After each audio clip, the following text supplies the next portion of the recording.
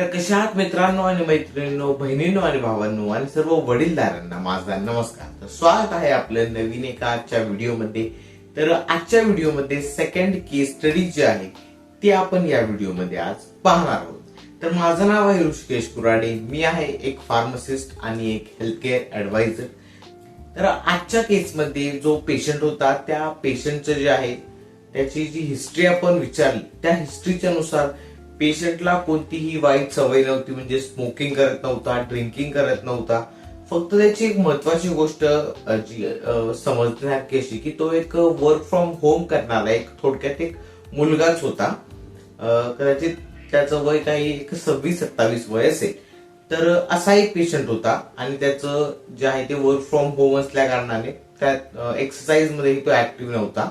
आणि त्याच्या जेव्हा घरच्यांनी काही ब्लड टेस्ट वगैरे केल्या, ईसीजी वगैरे केलं, तर ईसीजी वगैरे सर्व नॉर्मल आलं. पण असं आढळलं की त्याच्या रक्तामध्ये काही गाठी बनलेल्या आहेत आणि त्यामुळे त्याला अचानकपणे जे आहे ते लेफ्ट साइडला छातीच्या बाजूला अचानक छातीमध्ये दुखायला लागलं. तर यासाठीच त्यांनी जे आहे ते कन्सल्टेशनसाठी आपल्याला विचारलं होतं.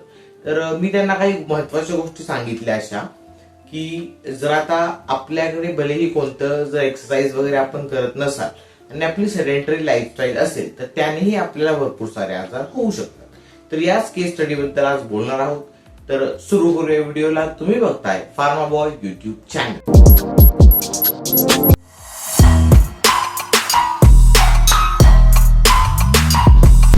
तर आजचा जो केस स्टडी आहे ती केस स्टडी आपल्याला सांगण्या अगोदर काही महत्वाच्या गोष्टी आपल्याला समजणं गरजेचं आहे.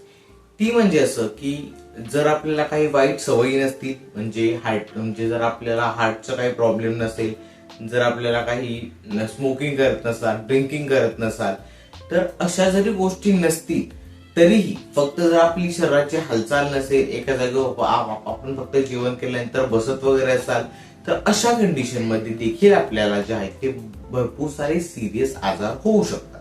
तर ही गोष्ट आपल्याला समजणं गरजेचं आहे. आता बोलूया केस स्टडी बद्दल. तर जो पेशंट होता तो एक 26-27 वर्षाचा मुलगा होता जो वर्क फ्रॉम होम करत होता. तर भरपूर सारे आता कोरोना नंतर वर्क फ्रॉम होम जे आहेत ते जॉब सुरू झाले. तर या कंडिशन मध्ये काय झालं की त्याच्या पेशंटच्या अचानकपणे छातीच्या डाव्या बाजूला जे आहे ते दुखायला लागले. त्यामुळे त्यांनी भरपूर साऱ्या घरच्यांनी टेस्ट वगैरे केल्या, ईसीजी वगैरे केलं, ब्लड टेस्ट केलं, शुगर टेस्ट केल्या. तर यातून त्यांना असं आढळलं की बाकीच्या सर्व गोष्टी तर नॉर्मल आहेत, म्हणजे ईसीजी वगैरे नॉर्मल होतं, पण रक्तामध्ये त्यांना काही गाठी आढळल्या. आता रक्तामध्ये जर गाठी असतील तर इव्हेंच्युअली हार्ट अटॅकचं जे प्रमाण आहे ते वाढून जातं. कारण जर गाठी वगैरे झाल्या असतील आणि जर कुठे हार्टच्या जवळ ब्लॉकेज वगैरे झालं तर हार्ट अटॅक येण्याचे चान्सेस जे आहेत ते वाढून जातात. तर अशा कंडिशनमध्ये पेशंटचे घरचे थोडे घाबरले होते, सो त्यांनी कन्सल्टेशनसाठी अप्रोच केले. तर यासाठी आपल्याला ही महत्वाची गोष्ट समजणी गरजेची आहे की आपल्या घरामध्ये कुणी जर असा व्यक्ती असेल जो वर्क फ्रॉम होम करत असेल आणि जास्त त्याची काही शारीरिक हालचाल नसेल, चालणे वगैरे, जिम वगैरे करणे, अशा काहीच एक्सरसाइज कोणी करत नसाल, तर त्यांना आपण एक गोष्ट सांगणं गरजेचं आहे की जरी आता आपण फिजिकली फिट वाटत असाल, आपली काही सपोज आपण काम वगैरे करतोय, आपली काही एक्सरसाइज वगैरे नाही, तर लॉंग टर्म मध्ये याचा परिणाम आपल्या शरीरावर होऊ शकतो. तर ही महत्वाची गोष्ट आहे. तर आता या ब्लॉकेज मध्ये मी त्यांना कन्सल्टेशन मध्ये काही महत्वाच्या गोष्टी सांगितल्या की सर्वात महत्वाची गोष्ट अशी की फिजिकल एक्सरसाइज ठेवणं गरजेचं आहे. म्हणजे आपण त्यासाठी काही करू शकता. चालणं जरी झालं तर कोणत्याही प्रकारची कार्डिओव्हास्क्युलर एक्सरसाइज आपल्या ज्या एक्सरसाइज रुटीन मध्ये इन्क्लूड करणं गरजेचं आहे. म्हणजे चालणं वगैरे झालं, धावणं वगैरे झालं, एका म्हणजे जॉगिंग वगैरे करणं झालं, एक्सरसाइज मध्ये तुम्ही जिमिंग वगैरे करू शकता. त्याचबरोबर फायबरयुक्त आहार घेणं गरजेचं आहे. आता आपण जो काही हेवी मील वगैरे घेत असाल, हेवी मील जर घेतली तर ती म्हणजे थोडंसं डायजेस्ट व्हायला थोडंसं प्रॉब्लेम देते. त्यामुळे जर आपण जास्त करून हिरव्या पालेभाज्या, फळे वगैरे अशी जर आपली लाईफस्टाईल असेल किंवा डाएट मध्ये इन्क्लूड असतील तर भरपूर सारे जे आपले प्रॉब्लेम्स आहेत ते आपोआप जे आहेत ते डिसअपिअर होतात. तर त्यामुळे बेसिक त्यांना जे ऍडवाइस केलं गेलं ते हे होतं की एक्सरसाइज मध्ये काही चेंजेस करा किंवा एक्सरसाइज स्टार्ट करा, चांगली डाएट वगैरे फॉलो करा, तर आपोआप त्यांचे जो प्रॉब्लेम आहे तो सॉल्व्ह होऊन जाईल. तर अशा गोष्टी त्यांना सांगण्यात आल्या. त्यानंतर आता ब्लड टेस्ट, ईसीजी वगैरे जर म्हणताय तर त्याचं जे कारण होतं ते होतं सेडेंटरी लाईफस्टाईल.